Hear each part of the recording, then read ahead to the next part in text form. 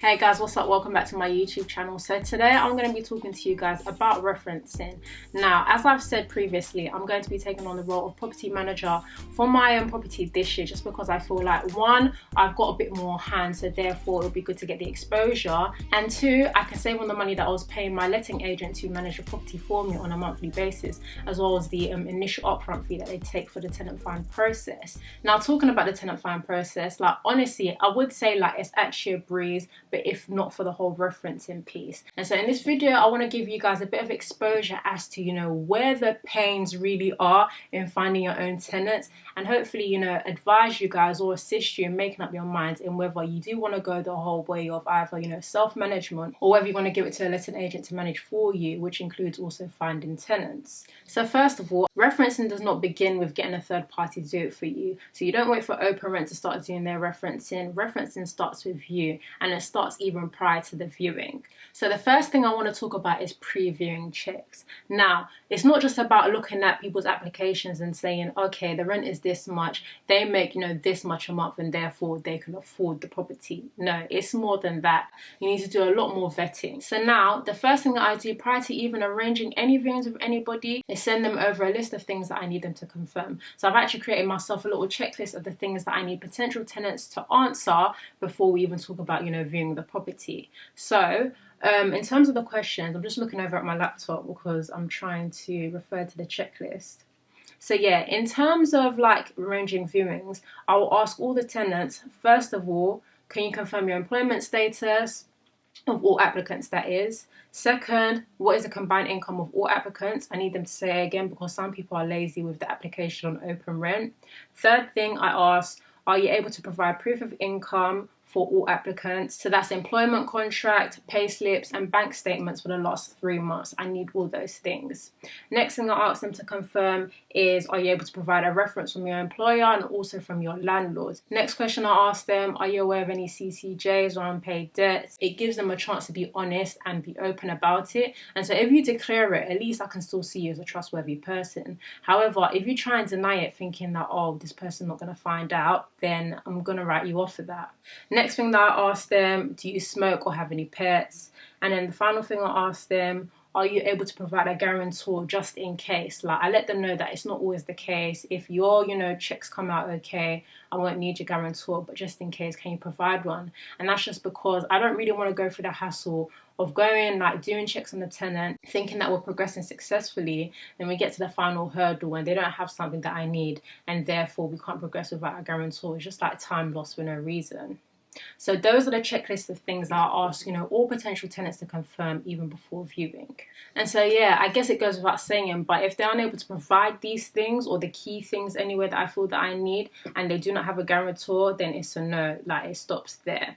Now, next thing I do in terms of arranging viewings is that if you're like me and you're someone that's getting a property that is further away from you, I do block viewings. And so I will arrange all my viewings for like around the same time, within the same hour, 10 to 15 minutes apart from each other, and do viewings that way. Another thing I also do is that I do not arrange just one viewing on a day. So I'll make sure that there's, at least a handful of people that are going to view the property. And that's just because some people are flaky. People will not turn up and they won't even give you notice. And so you don't want to waste your time on people like that. So that's the pre-viewing checks out of the way. Now on to during the viewing. Now during the viewing, you want to be making notes of anything that seems like off to you. Trust your instincts, like see how you feel about people. Is there something that comes across in a certain way? Do they seem shady? Like, try and look into their character, see how they relate to you, and note these things down, because obviously you don't want to forget when you go home to then review your options. Also during viewings, it's likely that you may come across people, a certain person that you really like, you get along, but do not promise anything. Even if they say to you like, I'm really ready for the property, I've got all my documents ready, I can show you the evidence that you need, I can pay your deposit, blah blah blah. I don't promise anything to anyone. Just let them know that if they're interested, all they need to do is register their interest on OpenRent, and also that you're going to go home, review all the applicants, because obviously you've had a lot of interest. And so yeah, don't allow anyone to be like on your case and put pressure on you. I think, feeling pressured is one thing that can cause you to panic and basically like act too soon and not take your time to really decide who you think is going to be best. Now, moving on to post-viewing checks. At this point, you want to ask all the people that you think are a good fit to supply you with the documents that you asked about prior to even the viewing. So again, I'm referring back to my computer, my checklist. So so first thing, ask them to provide, their employment contract, pay slips for the last 3 months, as well as bank statements for the last 3 months.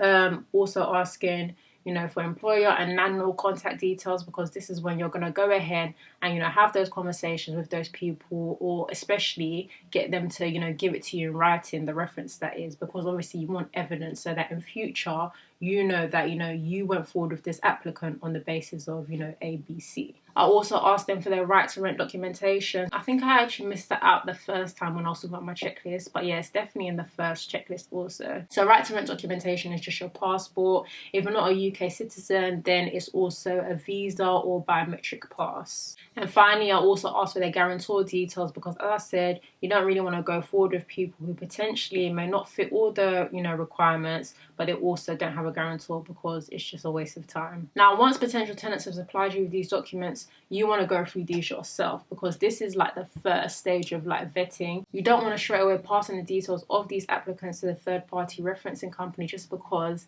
likely some of them will fail. Like a lot of them will say, yeah, I've got these documents, I've got that, I've got my contract, I've got, ABC, but they don't have it when you come to finally ask them. So by doing this, you weed out the time wasters and you weed out those that really would not pass third-party referencing, and therefore, wasting your money. Now, for those who you are happy with and supply all the documents that you need, then you want to go on to the third-party referencing. So as I've said, I'm using OpenRent to manage the whole tenancy setup process. So they use a third-party referencing company called RentGuard. So what I would do at this point is that if I've got two good candidates, I put them both through the third-party referencing. Now I just quickly want to call out that with OpenRent you can only reference one applicant at a time, which is quite annoying, and I don't know why they do that, because really you shouldn't stop looking for tenants until after you've actually found a tenant. So that is, you're signing the tenancy agreement. So how I go about it now is basically I'd have, a few listings. So I duplicate my original listing so that I can have two whereby I'm able to reference two sets of applicants at the same time. And then the third listing is basically just kept open so that you can continue to receive inquiries and requests from people that, potentially want to view your property. In that way, you continue the search and you do not stop anything until you found that right applicant. Now, let's talk in more detail about this third-party referencing. At this point, you may be thinking, okay, so what exactly is the point? I received all the documents from the prospective tenants. I've checked them myself. I know they're legit. I've seen their salary. I've seen their passport and all that stuff. But the thing is, with the third party, they're a lot more thorough and they'll do checks that you're not able to. So for example, credit checks, they'll perform that. And so in doing that, they'll be able to pick up things like, unpaid debts. The third party referencing company will also help with validating the bank details of the prospective tenant. So they'll be able to check that, it's a legit account. They'll also be able to confirm that, direct debits are capable from the account, as well as faster payments. They'll give you an applicant risk score for all applicants, as well as basically tell you if they pass or fail the referencing. Now, when failing an applicant, they don't just leave it there. So they'll tell you if basically you can proceed with a guarantor. Now, note that if you're going to proceed with a guarantor, the guarantor needs to go through the exact same thorough and comprehensive checks that your tenants have also gone through, because at the end of the day, what you're saying is that because my tenants have failed, this person is responsible for paying if, the tenant's not able to. So, you want to make sure that you do your thorough vetting also on guarantors. So hopefully now at this point you found your tenant, the tenant has passed, referencing successfully. If however they have not, then you need to go back to the start of this process and do it all over again. However, you can rest assured that you're not handing over your property to just anybody, and especially not somebody who's going to cause you trouble in future, and that is a tenant who's not going to pay you on time, or a tenant that's not going to pay you at all, someone that's just going to be troublesome and cause you lots of headaches, someone that's not going to look after the property properly, and basically, at the end of the tenancy, you're going to have to spend a lot of time or a lot of money trying to, fix it up to get it back up to scratch for the next set of tenants. You don't want any of that. And so at this stage, even though with myself I thought I would have found tenants by now, I'm just happy that really and truly I haven't settled with any of these tenants that may potentially bring me trouble, and also I haven't really lost out too much. And so yeah, hopefully, you know, you can take some of these pointers and apply it to your own situation. If you're looking to find your own tenants yourself and also reference them yourself, like please do make sure that you do your own vetting even prior to getting a third party involved, because honestly you'll just save yourself so much time and money. And as I said, you know, you're paying per reference, so like you just want to be careful about, you know, who you actually move on to the third party referencing. If you don't need to, don't bother doing it. So yeah, I think I've said enough. I feel like I've drained the point enough. If you enjoyed the video, if you found it useful, please do give it a thumbs up. Please do also subscribe to my channel if you haven't done so already, and also turn on your bell notifications. So thank you for watching, and I'll catch you later.